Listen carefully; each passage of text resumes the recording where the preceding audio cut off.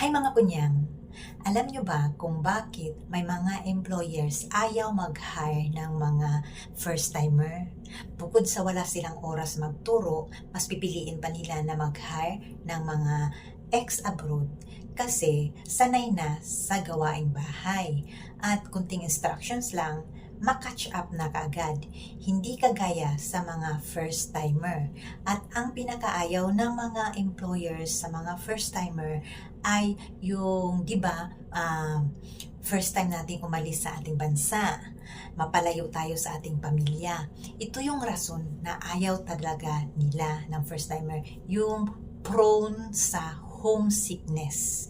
Di ba lumalabas sa interview natin na how to handle homesickness? Titingnan kasi nila yan kung paano mo i-handle kapag na-homesick ka.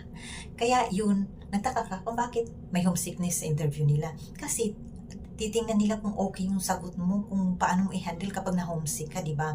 So, dahil nga na-homesick ka, apektado ang trabaho mo, di ba? Wala ka ng gana, dahil first time kang nawala sa pamilya mo, napalayo sa kanila, at yung dahil na-homesick ka, yun, wala ka ng gana magtrabaho.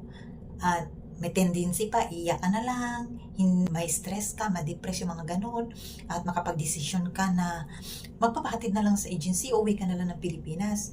Guys, hindi nyo ba alam? Mahal ang binayaran nila sa atin. Kaya nag-isip-isip talaga yan sila kung masasayang ba ang pag-hire nila kasi mataas, mahal ang bayad nila. Pag kumukuha sila ng helper dyan sa Pilipinas, 100,000 ang binabayad nila sa atin. Na hindi kagaya dito na mga local applicants lang. Halimbawa kagaya ko, mura lang. Mura lang pala ako. Kaya ayaw nila mag-hire ng mga first-timer.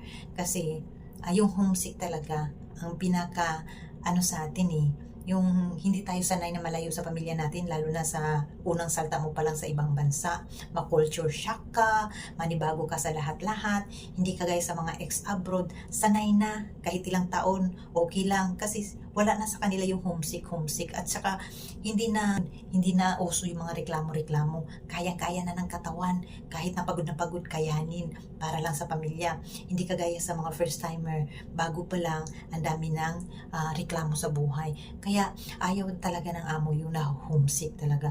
Kung